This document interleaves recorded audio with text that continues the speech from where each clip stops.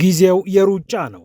ይህ አባባል ለዜሌንስኪ ካልተስማማ ለማንም የሚስማማ አይመስልም። በ2024 ከሁለት ዓመት በፊት ከ17 በላይ ጉዞዎችን የተጓዙት የዩክሬኑ ፕሬዝዳንት 2026 ከገባ በኋላ ባሉት 7 ባልሞሉ ወራት 18ኛ ጉዞ አልፈዋል። በአንድ ጊዜ በርካታ ሀገራትን ጎብኝተው በሚመጡባቸው ጉዞዎች እያንዳንዱን አጋጣሚ ይጠቀሙበታል። ሀገረ ብሪታንያ አዲሱን ጠቅላይ ሚኒስትር ኤንዲ በርንሃምን ከተዋወቀች ሳምንቱን ሲደፍን ዜሌንስኪ ወደ ለንደን አቅንተዋል። የአዲሱ መሪ የመጀመሪያው የውጭ እንግዳ ሆነውም ተመዝግበዋል። ለነገሩ በአካል ብቻ ሳይሆን በስልክም ቢሆን ከኤንዲ በርንሃም ጋር ለማውራት የቀደሟቸው ጥቂት ናቸው። ዜሌንስኪ ሁልጊዜም የአዲስ መሪ መምጣት ያሳስባቸዋል። በተለይ ያቺ ሀገር ለዩክሬን ትሰጥ የነበረው ወታደራዊ ድጋፍ ላቅ ያለ ከነበረ ስጋቱ አጥንታቸው ድረስ ዘልቆ ይሰማቸዋል። ከብሪታንያ ጠቅላይ ሚኒስትሮች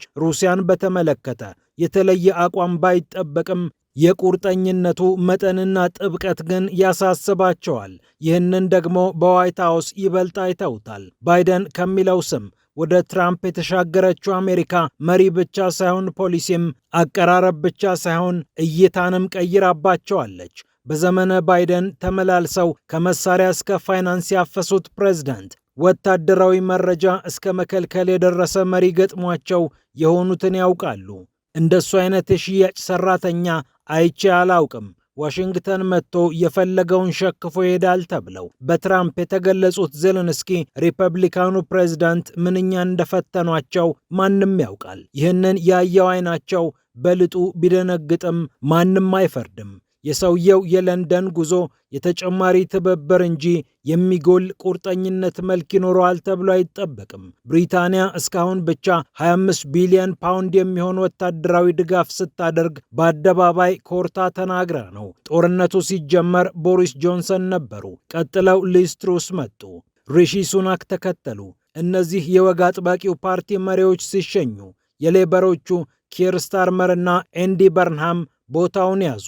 ሁሉም እንደ ገጽታቸው ቢለያዩም በኪየቭ ጉዳይ ግን መንገድ ለይተው አልተጓዙም። አሁንም ቢሮ ቁጥር 10 በመባል የሚታወቀው የብሪታንያው ጠቅላይ ሚኒስትር ቢሮ ዜሌንስኪን የሚቀበለው ከአዳዲስ ወታደራዊ ቃል ኪዳን ጋር ነው። ለዩክሬን ያለን ድጋፍ የማይናወጥና 100 በመቶ የሚመዘን ነው ብለዋል ጠቅላይ ሚኒስትር ኤንዲ በርንሃም ከቢቢሲ ጋር በነበራቸው ቆይታ። ከስቶን ክሎክ እስከ ብሬክስቶፕ የጦር ቴክኖሎጂዎች ዩክሬን እንደምትቋደስም ይጠበቃል። ለንደን ስቶን ክሎክ የተባለውን የኤሌክትሮኒክ ውጊያ ስርዓት አምርታ በስራ ላይ እያዋለች ትገኛለች። ይህንን ቴክኖሎጂ ዩክሬን በመሬቷ እንድታመርተውም የአእምሮ ንብረት ፍቃድ እንደምትሰጥ ይጠበቃል። ይህ አስደናቂ የሀገር በቀል ቴክኖሎጂ ወደ ኪየቭ እንደሚጓዝ ጠቅላይ ሚኒስትር ኤንዲ በርንሃም ራሳቸው አረጋግጠዋል። ስቶን ክሎክ የታብሌት ኮምፒውተር ቅርጽ ያለው ጸረ ድሮን ቴክኖሎጂ ነው።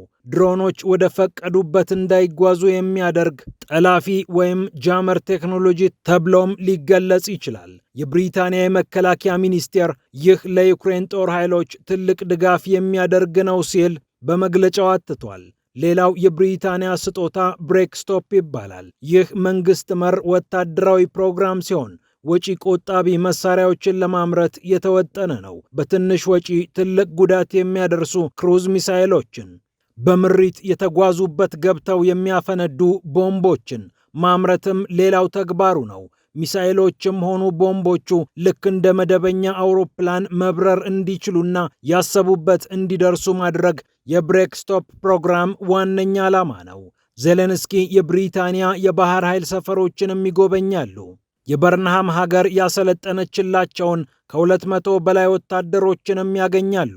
ሁለቱ ሀገራት ሲብሪዝ የተሰኘ የባህር ላይ ወታደራዊ ልምምድ ሲያደርጉም ከርመዋል። በጥቁር ባህር የተጣሉ የፈንጂ ወጥመዶችን ማምከን የልምምዱ ዋና ጉዳይ ሆኖ ቆይቷል። ብሪታንያ ከአዲሱ ጠቅላይ ሚኒስትር ኤንዲ በርንሃም በፊት 255 ሚሊዮን ፓውንድ ወይም 300 ሚሊዮን ዩሮ የሚያወጣ ወታደራዊ ድጋፍ አደርጋለሁ ብላ በቅርቡ ቃል የገባችው በኪር ስታርመር የመጨረሻው የስልጣን ቆይታ ነው። አስገራሚው ነገር የቀድሞ ጠቅላይ ሚኒስትር ኪር ስታርመር የመጨረሻው የውጭ ጉዟቸው ኪየቭ ነበረ። የአዲሱ ጠቅላይ ሚኒስትር ኤንዲ በርንሃም የመጀመሪያው የውጭ እንግዳቸው ደግሞ ቮሎዲሚር ዜሌንስኪ ናቸው። ዜሌንስኪም ይሮጣሉ። የባለ 10 ቁጥሩ ቢሮ ሰዎችም ያለ ዩክሬን አይሆንላቸውም። ባሉበትም በሄዱበትም ኪየቭ አለች።